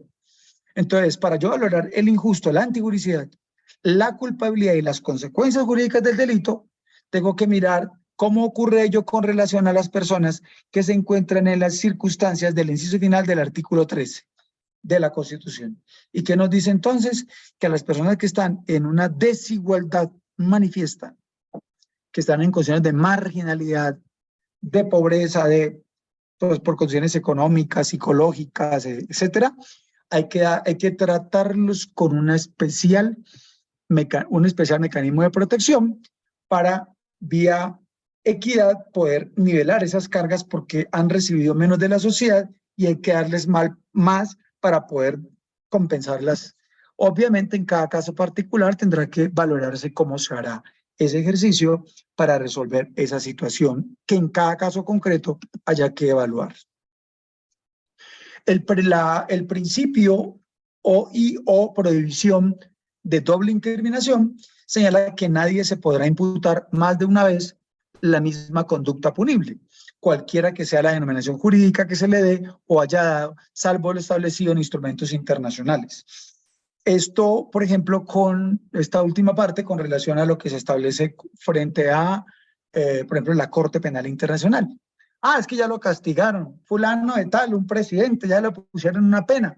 Pero como ha pasado a nivel mundial, ha habido presidentes que le han puesto unas penas ridículas, que se vio que eran penas que no eran más que decir, ya lo castigamos, no puede actuar. El Estatuto de Roma y la Corte Penal Internacional, porque aquí ya se le castigó. Y la Corte Penal Internacional, al menos a través del fiscal, pueden decir no, esa fue una maniobra para evadir la acción internacional, y como ese país suscribió ese tratado, sus nacionales, sus funcionarios tienen que responder ante la Corte Penal Internacional. Entonces, puede hacer que la Corte actúe porque la pena fue una pena tan irrisoria que implicó un mecanismo para burlar ese acuerdo internacional consignado en el Estatuto de Roma o lo que tiene que ver con la Corte Penal Internacional. Esta norma fue atacada en varios escenarios, y la Corte en las sentencias C551 de 2001 y la C554 del mismo año se pronunció para finalmente, recuerden que el código es del 2000 y apenas salió eso, la atacaron, hay más sentencias, pero me parece que las más relevantes son estas dos y las coloco acá de presente para que las tengamos como referencia, porque es una prohibición de doble incriminación, el non bis in idem, salvo, reitero, los tratados internacionales. Así que tener cuidado con una situación cuando luego aparece que se crea un nuevo delito y ese delito no estaba antes. Y entonces dice, ve, pero es que a él lo procesaron por este delito, pero ahorita crearon este otro que no estaba ya. Y resulta que lo que hacen es que el mismo hecho yo lo adecuo a diferentes situaciones. Digamos, por ejemplo, que un peculado por destinación oficial distinta, mañana se llama abuso de confianza calificado. Y entonces, no, pues que allá lo absolvieron, pero mire que aquí apareció ese otro delito, y entonces no estaba antes, entonces procesémoslo. No, señor, la norma lo que dice no es que no se pueda volver a condenar a alguien por un delito que ya lo condenaron, sino por una conducta punible. Entonces, aunque el delito, el nombre del delito, el nomen juris del tipo penal haya variado, si la conducta es la misma, no lo pueden volver a juzgar por ese nuevo tipo penal que se produjo. Por eso dice, a nadie se le podrá imputar más de una vez la misma conducta punible. Cualquiera que sea la denominación, llámele aquí y allá con esto, no, este era un homicidio con dolo eventual, no, esto era preterintencional, póngale el apellido que sea, pero si es el mismo hecho que se vuelve a investigar y a querer juzgar, no procede, toda vez que está prohibida esa doble incriminación. Miren que el concepto que maneja la norma no es doble acusación o doble imputación, es doble incriminación, para hacer un concepto más amplio que abarque la imputación, la acusación, el juicio, que pueda abrir una puerta más amplia en ese sentido. Viene el artículo 9 de la conducta punible. Este artículo, sí, pues, compañeros, daría para... Este articulito que está aquí nomás es el fundamento de Penal General 1 y 2, cuando usted estudia en un semestre tipicidad y el otro estudia antirricidad de culpabilidad, más norma rectora y otras cosas más, vigencia de la ley en el tiempo, bueno, y acá no, otros componentes para mirar solo penal general. Pero al menos mencionemos los componentes que hay allí. Para que la conducta sea punible se requiere que sea típica, antijurídica y culpable.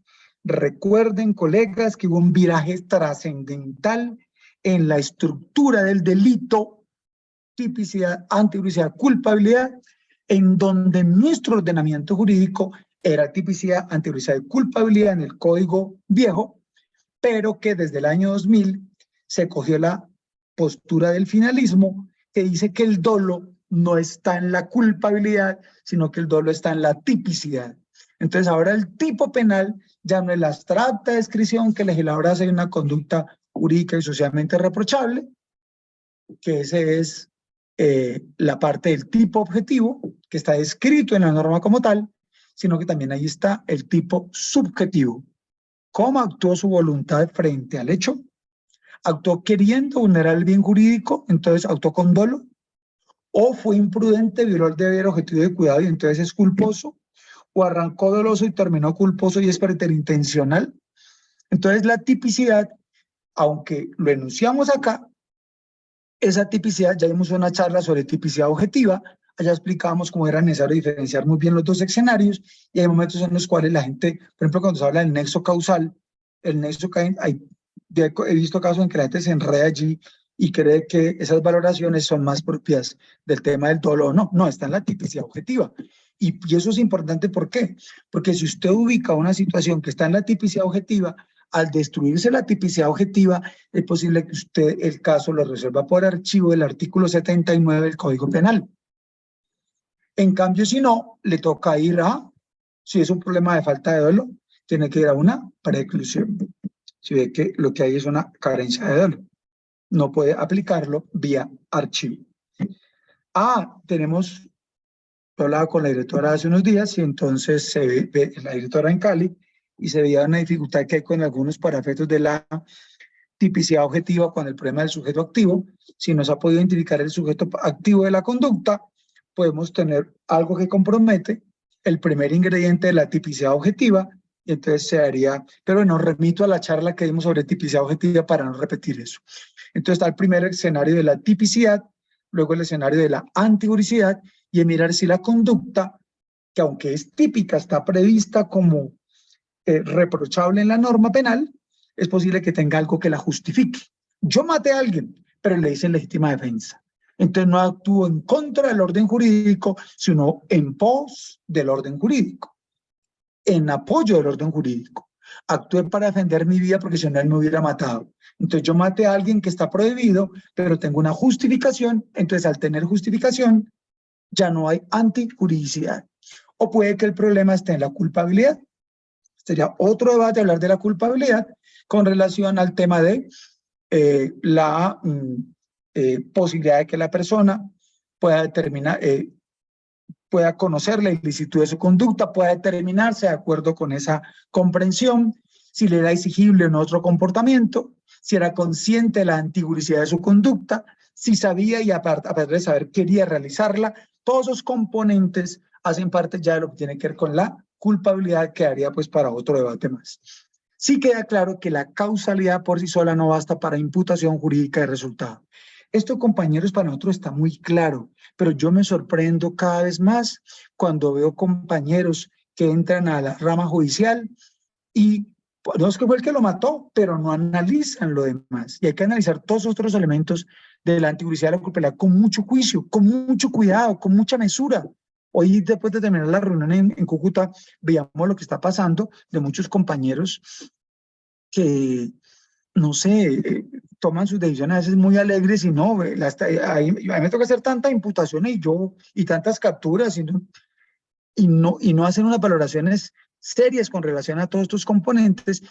Están violando principios constitucionales, están violando principios legales. La causalidad, solamente que fue que lo mató y ya. Ese hecho es responsabilidad objetiva. La causalidad por sí sola no basta para imputación jurídica del resultado. Puede haber imputación fáctica, pero no imputación jurídica. Y lo que se evalúa aquí es la imputación de hechos jurídicamente relevantes.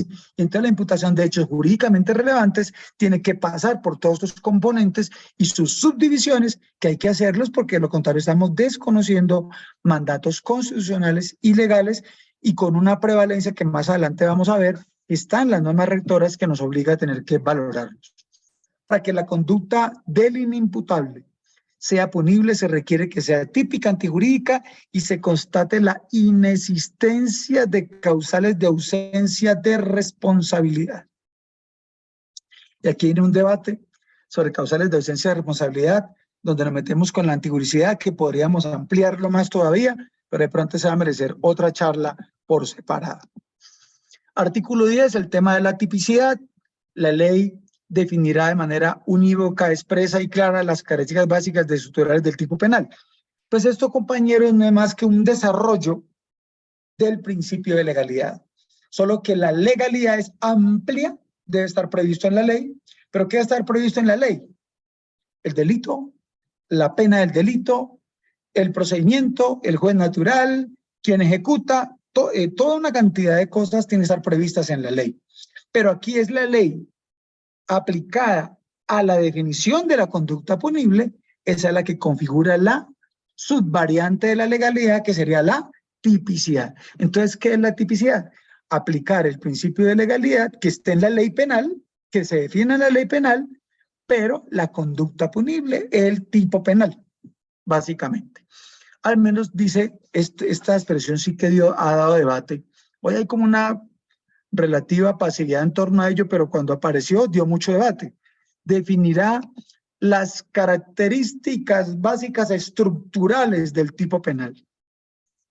Y esto generó un debate muy grande, porque se decía, si solamente definirá las características básicas estructurales, lo que es de la estructura del delito, ¿qué pasa con aquellas otras cosas que pueden ser circunstanciales y no son aspectos esenciales de la estructura básica del tipo penal?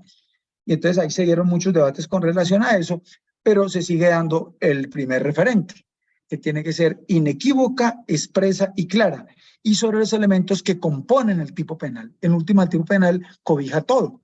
Y ahí, si hay circunstancias modales, también están incluidas allí, y esa es la postura que finalmente tiene hoy pues mayor cabida en el ordenamiento jurídico. En los tipos de omisión, también el deber tendrá que ser consagrado y delimitado claramente por la Constitución o en la ley. Ese es un lío muy complicado en el prevaricato por acción o por omisión, porque usted no puede decir es que él cometió una conducta manifiestamente contraria a la ley, porque si usted dice que cometió conducta manifiestamente contraria a la ley, tiene que precisar cuál es la norma específica que violó. No es que él incumplió sus deberes como funcionario judicial. ¿Cuál de todos? ¿En qué norma está? Precise cuál es el vínculo entre el hecho que él cometió y el tipo penal, y cuál es, y de las variantes innumerales cuál es. Crea el vínculo directo de manera inequívoca, clara, expresa, porque expresamente tiene que tenerlo también previsto la norma penal. Y ese ejercicio que uno ve tan fácil en el enunciado, no es tan fácil a veces allá en la práctica. El proceso de coger la norma penal y aplicar esa norma al caso concreto, que llama el proceso de adecuación típica, que encaje muy bien allí, no es en ocasiones tan fácil. Y esa descripción abstracta del legislador que encaje acá, en ocasiones tiene unos líos donde usted le quiere aplicar varias cosas y se le olvida que hay concurso aparente de conductas punibles, y el concurso aparente quiere decir de que es un aparente concurso, que hay aparente concurrencia de delitos, y no hay varios delitos, sino uno solo. Y haré un solo ejemplo porque aquí me extiendo en otro tema que podríamos abordar en otra oportunidad, y es cuando a una persona la cogen por rebelión y lo cogieron con un arma, entonces rebelión y porte ilegal de armas. No, no puede ser, porque la rebelión, el porte de armas, es un elemento que integra o hace parte de la rebelión.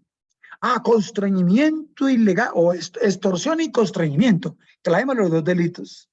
El verbo rector de la extorsión es el constreñimiento. Entonces usted no puede también imputarle por constreñimiento, porque ya está contenido dentro de la extorsión. Es el verbo rector de la extorsión. Entonces usted no puede clavarle las dos conductas, porque estamos yéndonos hacia atrás, el violar el non bis in idem. De manera clara, inequívoca, expresa, se está definiendo la conducta y hay que valorarla. Y en los casos de los delitos de omisión, esa omisión tiene que estar prevista claramente en la norma. Y tiene que estar claro para el prevaricato de omisión, pero también para el prevaricato por acción, pero también para el prevaricato por omisión.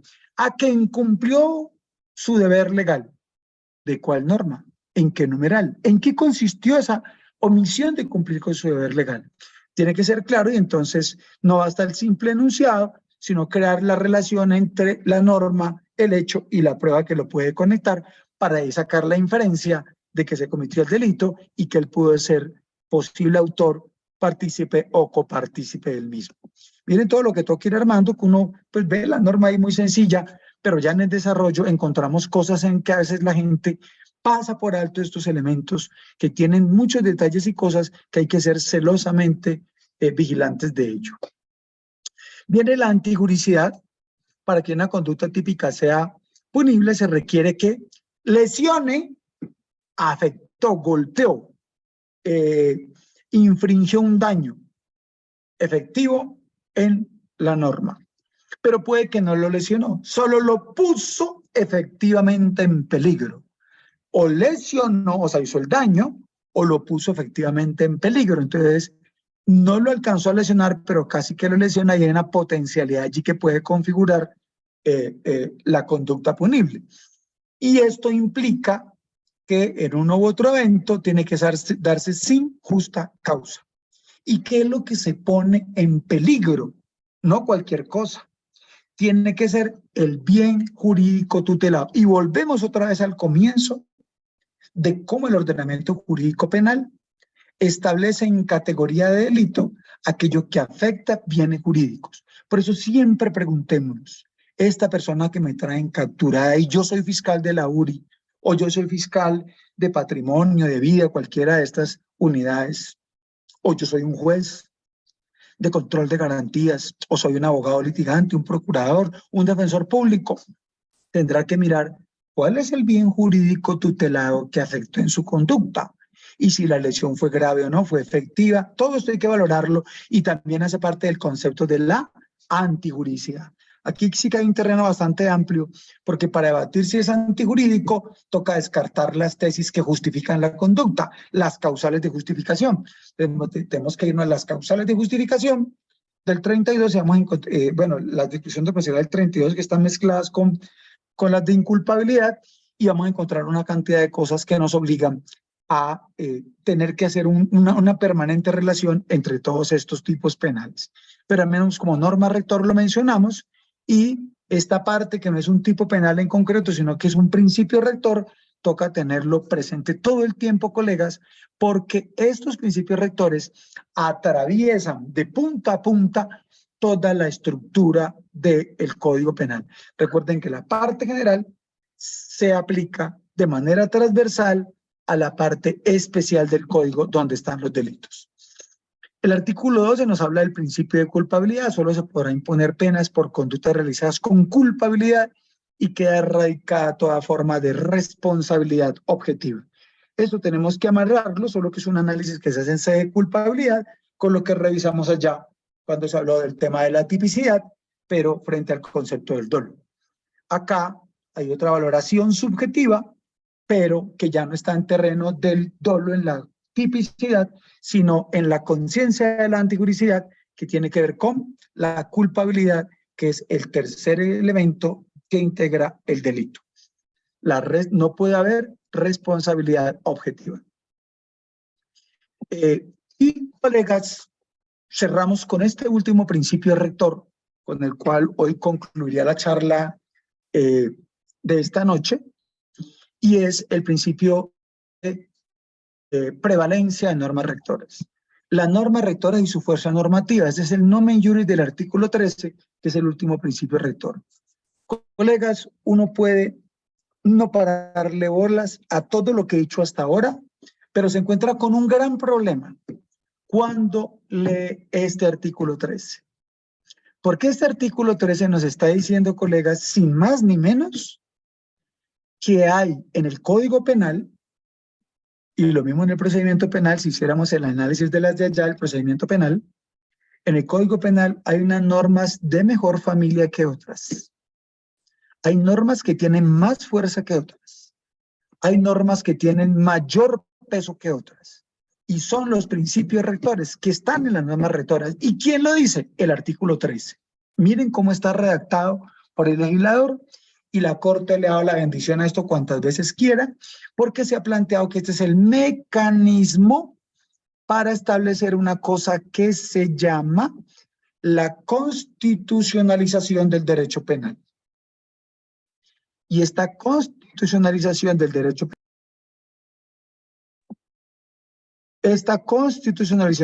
penal nos está diciendo que los principios y los postulados de orden constitucional están quedando incorporados como normas de derecho positivo en artículos en concreto del Código Penal. Y en este sentido, entonces, veamos esta que es con la que terminamos el día de hoy. Y entonces nos encontramos con estas situaciones, colegas. Pues resulta que a medida que avanzamos en este análisis, vamos a mirar que las normas rectoras contenidas en este código constituyen. O sea, ¿qué es lo que integran? Vamos a mirar. Primero, son la esencia. ¿Qué significa que algo sea la esencia? Por allá lo vimos en otro momento. La esencia es algo que está directamente vinculado con la razón de ser, con la naturaleza de algo.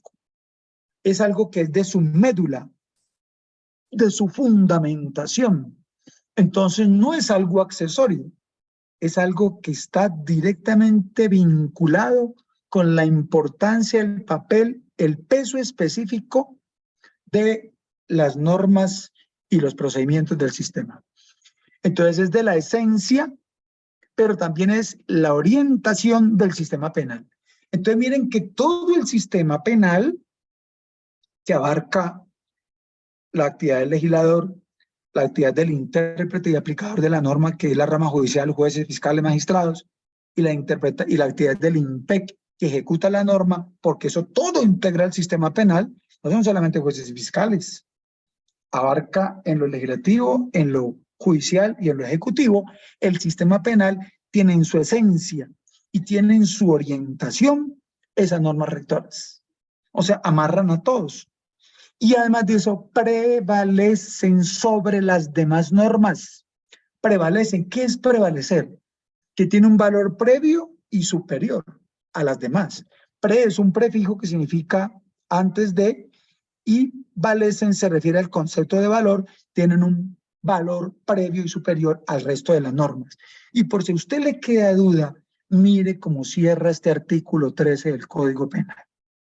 El artículo 13 cierra diciendo que si usted no le quedó claro lo anterior, entonces le está diciendo que esas normas rectoras, por si le queda duda al momento de interpretar, ¿qué quiero interpretar? Le está diciendo una vaina muy complicada. Informan su interpretación. O sea que las normas rectoras son las que dan los fundamentos, las guías, los parámetros para interpretar todas las demás del Código Penal. Prevalecen sobre las demás e informan su interpretación. ¿Cómo interpreto un artículo por allá 100, 200, 250 del Código Penal?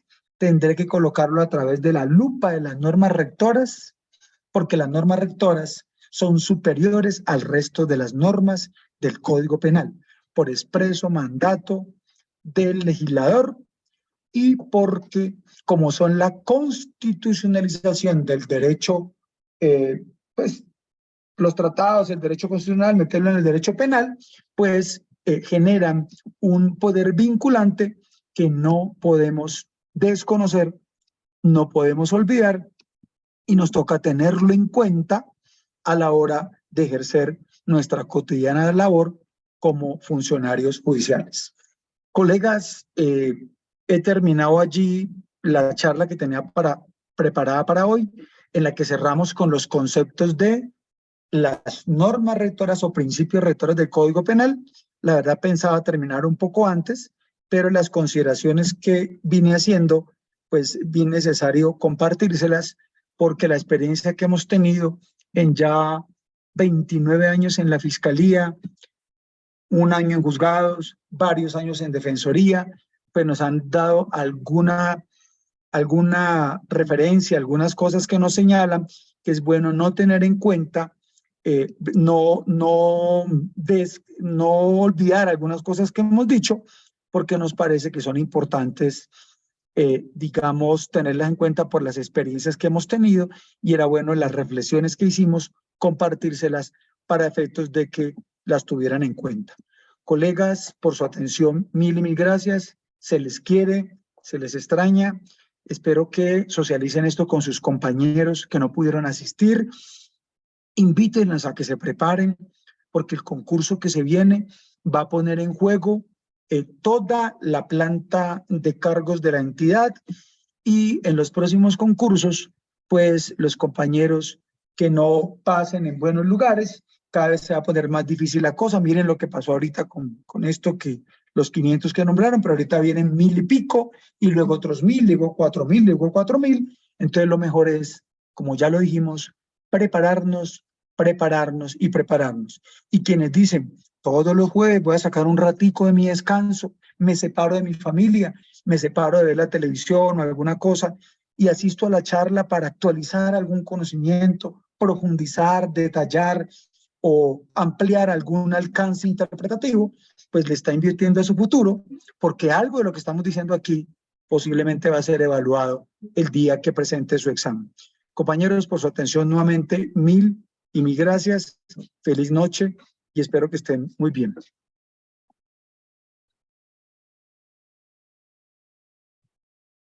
Gracias, Freddy, por siempre, por ese apoyo incondicional a todos los compañeros y a todos. Aquí te están dando todas las gracias por el chat. Aquí la doctora Sonia me estaba preguntando que por cuál medio llega y se vota. El medio que se va a utilizar es el medio digital, que es el electrónico, que está a través de la plataforma de Fiscalnet, a través de SUSI, que es el loguito que está ahí, que es el de Sistema Electrónico de Votación. Son los días 27 y 28. Ahí ya les compartí a ustedes ya parte de la propuesta. Como lo dijimos en un principio, esto es una alianza también con los compañeros de UNICER CTI para que ustedes lo tengan en cuenta y estaremos informando por eso que cómo son las formas. Me imagino que la comisión también irá a sacar algún video específico para que la gente lo tenga claro, ¿sí? Para todos los compañeros. Y a Freddy, como siempre, mil gracias. Doctora Constanza Palacios, con mucho gusto, reiteramos, todas las charlas se encuentran ya subidas en la página de YouTube de nuestro sindicato, Azonal Judicial SI. Ahí llega y las puede encontrar. Para la próxima, con mucho gusto les voy a compartir aquí todos los enlaces para que los que no hayan estado los puedan tener y los que quieran seguir estudiando, pues ahí están, pues como dice Freddy, para que saquen un ratico de lo que es el tiempo libre y todo. Freddy, yo estaba pensando con todas estas ayudas y con todo, al final subir un drive con todas estas, para que todas las personas como que las tengan y ya separadas por cada clase, para que la gente las pueda Sí, volver a leer, para no estar, digamos, teniéndolas como por separado. Creemos que es lo mejor y si es posible, bajarlas todas en un solo video, que sí sé que puede pesar mucho, pero creo para que la gente los tenga muy claro y para que la gente vaya mirando de una vez con todo. No sé si pues te... las clasificamos por orden y por el título. Por el Ujú. título. Dos cositas puntuales, o tres mejor. Uno, compañeros, no se les olvide, fraternal saludo para que voten mañana. Por lo de El la Q, les compañero pedimos Diego pues, que nos Escobar. den su apoyo. Punto uno. Punto dos, Sandra me está recordando por acá que esta publicidad tengámosla por ahorita entre nosotros, pero compañeros, como hay una fecha allí que tiene Felipe para las campañas, para difundir publicidad, entonces sostengámosla hasta la otra semana, creo que está como el 5 o 6, algo así, para ese efecto. Ya te digo el cronograma que lo tengo aquí. Dame un segundo. El cronograma. Publicación de los listados, designación, verificación, publicación, término, publicación de los listados, campaña de los candidatos, publicación de las propuestas, pero dice campaña de los candidatos a partir del 6 de junio, pero no dice nada de la publicidad. Dice la publicación, postulación, pero no dice nada de la publicidad. Es más, agradezco a la doctora Mónica, que ahí creo que me había pedido una foto, llegué y se la envié hace días y ahí envió a lo que fue diferentes grupos ya pues, esa colaboración que acaban de lo que es enviar, porque la acabo de ver en otros grupos que hay, que estamos en la barra pues de lo que es de fiscales, en el de comisión de carrera y ahí está, pero no veo, Mañana sí, yo consultamos creo que mejor que y pregunten verificamos eso. para poder llegar y establecer eso. A todos, como Vale, siempre, mil gracias y que tengan una mil feliz gracias. noche. Freddy, muchas gracias. Y a Feliz noche. todos.